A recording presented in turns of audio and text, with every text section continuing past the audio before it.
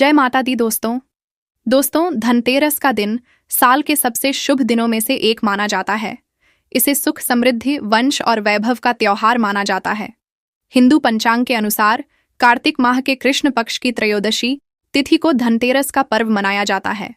इस दिन आयुर्वेद के देवता भगवान धन्वंतरी जी का जन्म हुआ था, इसीलिए इसे धन त्रयोदशी या धन्वंतरी जयंती के नाम से भी जाना जाता है। दोस्तों, धनतेरस के दिन धन की देवी माँ लक्ष्मी जी के साथ साथ धन्वंतरी और भगवान कुबेर जी की पूजा भी की जाती है। कहा जाता है कि इस दिन खरीदारी करना बेहद ही शुभ फलदायी होता है। दोस्तों, धनतेरस पर नए बर्तन खरीदने की परंपरा प्राचीन काल से चली आ रही है। कहा जाता है कि जब भगवान धन्वंतरी प्रकट हुए थे तो उनके हाथों में अमृत से भरा कलश था। इसी के बाद से ही उनके जन्मदिन पर नए बर्तन खरीदने का प्रचलन शुरू हो गया। यह भी कहा जाता है कि इस दिन की गई खरीदारी में 13 गुना की वृद्धि होती है। तो आज हम आपको इस वीडियो में यही बताएंगे कि धनतेरस के दिन आप ऐसी कौन सी 13 चीजें हैं जो खरीद सकते हैं, जिसे खरीदकर घर में लाने से आपके घर में मां लक्ष्मी का स्थायी वास होगा और आपके घर में धन संपदा बढ़ती चली जाएगी। दोस्तों, एक बात बता दूं कि अगर आप यह 13 चीज नहीं खरीद सकते हैं तो आप इन 13 चीजों में से कोई भी चीज या जितनी भी चीज आप खरीद सकते हैं वह खरीद के अवश्य लाएं। इससे आपको मां लक्ष्मी का आशीर्वाद जरूर मिलेगा और आपके घर में धन की बरकत जरूर होगी। लेकिन वीडियो शुरू करने से पहले आपसे निवेदन है कि यदि वीडियो आपको थोड़ा सा भी अच्छा लगे तो कृपया एक लाइक अवश्य करिएगा और मां लक्ष्मी की कृपा प्राप्त करने के लिए कमेंट बॉक्स में अवश्य लिखिएगा जय मां लक्ष्मी या जय माता दी। तो चलिए बात करते हैं धनतेरस के दिन खरीदी जाने वाली 13 चीजें क्या हैं।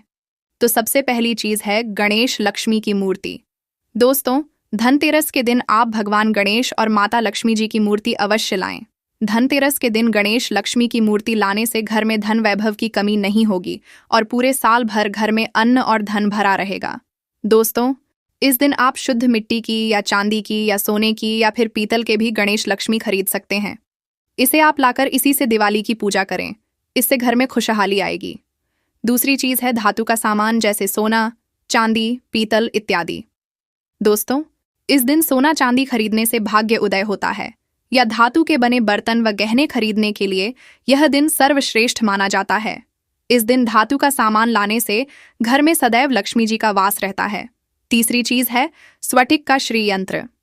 दोस्तों, धनतेरस के दिन स्फटिक का श्री यंत्र भी घर खरीद कर जरूर लाएं, क्योंकि श्री यंत्र घर में लाने से मां लक्ष्मी घर की ओर आकर्षित होती है। इसलिए धनतेरस के दिन आप स्फटिक का श्री यंत्र घर अवश्य लाएं और दिवाली की शाम को पूजा करते समय इसे पूजा स्थल पर रखकर इसकी विधिवत पूजा अर्चना करें और पूजा के बाद आप इस श्री यंत्र को पीले कपड़े में बांधकर अपनी तिजोरी में या जहां पर भी आप धन रखते हैं वहां पर रख दें। इससे आपके घर में सदैव बरकत रहेगी। चौथी चीज है शंख। दोस्तों, शंख को सुख शांति और समृद्धि का प्रतीक माना जाता है, इसीलिए धनतेरस के दिन शंख को खरीदना बेहद शुभ माना जाता है। धनतेरस के दिन आप शंख जरूर लाएं और दिवाली की पूजा करते समय आप इस शंख को अवश्य बजाएं, इससे घर में लक्ष्मी का आगमन होगा। पांचवी चीज है कुबेर जी की मूर्ति या फिर तस्वीर।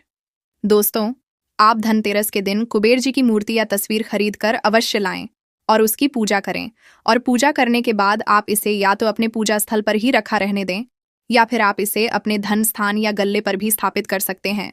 इससे धन के देवता कुबेर का आशीर्वाद आपको मिलता है, जिससे आपके घर में दिन दुगनी रात चौगुनी धन संपदा बढ़ती है। छठी चीज है झाड़ू। दोस्तों, झाड़ू को धन की देवी मां लक्ष्मी का प्रतीक माना जाता है। दिवाली के त्योहार पर नए झाड़ू घर पर लाए, क्योंकि जिस घर में साफ सफाई रहती है उसी घर में मां लक्ष्मी स्थायी वास करती हैं। इसलिए आप झाड़ू अवश्य लाएं और दिवाली के दिन इस नई झाड़ू की पूजा अवश्य करें और झाड़ू में सफेद रंग का धागा भी अवश्य बांधें। इससे आपके घर में मां लक्ष्मी का आगमन होगा। सातवीं चीज है नमक। दोस्तों, धनतेरस के दिन आप घर में नमक का नया पैकेट भी खरीद के अवश्य लाएं और इसे दिवाली के दिन इस्तेमाल भी करें और इसे दिवाली के इन 5 दिनों में खाना बनाने में इस्तेमाल भी करें। नमक का पैकेट घर लाने से धन की कमी कभी नहीं रहती और घर में सुख शांति भी बनी रहती है। दोस्तों, दिवाली के दिन इसी नमक के पानी का पोछा भी घर में लगाने से दरिद्रता हमेशा घर से दूर रहती है। तो आप धनतेरस के दिन नमक का नया पैकेट भी अवश्य खरीद कर लाएं। आठवीं चीज है साबुत धनिया। दोस्तों, धनिया को धन का प्रतीक माना जाता है, इसीलिए धनतेरस के दिन साबुत धनिया घर लाएं और दिवाली के दिन इसकी पूजा करें और पूजा करने के बाद इसे घर के गमले में डाल दें। इससे घर में धन का आगमन होगा। नवी चीज है गोमती चक्र।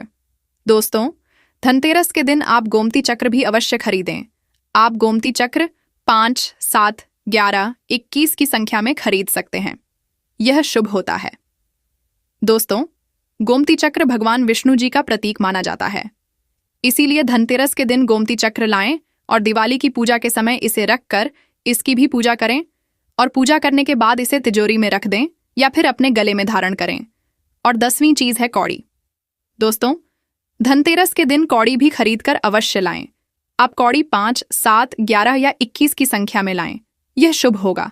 ऐसी मान्यता है कि जिस घर में कौड़ी होती है उस घर में कभी भी धन की कमी नहीं होती है।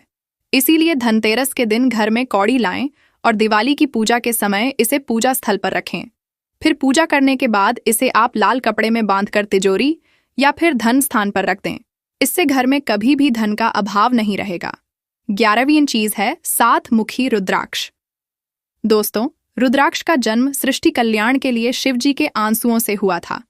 धनतेरस के दिन 7 मुखी रुद्राक्ष घर में लाएं और इसकी पूजा करें। इससे लक्ष्मी के साथ साथ भगवान शिव जी का आशीर्वाद आपको मिलता है। 12वीं चीज है दीपक। दोस्तों, दिवाली का त्योहार रोशनी का त्योहार है। इसीलिए इस दिन मिट्टी के दीपक अवश्य खरीद कर लाएं। इसके अलावा धनतेरस के दिन देवता यमराज की भी पूजा होती है। साल भर में एक यही दिन है जिस दिन भगवान यमराज की पूजा होती है। इस दिन रात में देवता यमराज के नाम का दीपक जलाया जाता है। इसलिए आप इस दिन दीपक भी खरीदकर अवश्य लाएं। 13वीं चीज है कमल गट्टा। दोस्तों, धनतेरस के दिन आप कमल गट्टा खरीदकर अवश्य लाएं। यह कमल के फूल का बीज होता है। इससे माला बनाई जाती है। आप मां लक्ष्मी के मंत्रों का जाप करते समय कमल गट्टे की माला का इस्तेमाल करें या फिर आप कम से कम 7 कमल गट्टे के बीज जरूर खरीद के लाएं और उसे पूजा स्थल में मां लक्ष्मी के सामने रखें और उसकी पूजा करें। इससे मां लक्ष्मी अति प्रसन्न होती हैं और आपका घर धन धान्य से भर देती हैं। तो दोस्तों, ये जानकारी आपको अच्छी लगी तो कमेंट में जय माता दी जरूर लिखें और अगर आपका कोई सवाल है तो उसे कमेंट बॉक्स में अवश्य पूछ लें। और इस वीडियो को लाइक करें, शेयर करें और साथ ही साथ चैनल को सब्सक्राइब करें। धन्यवाद।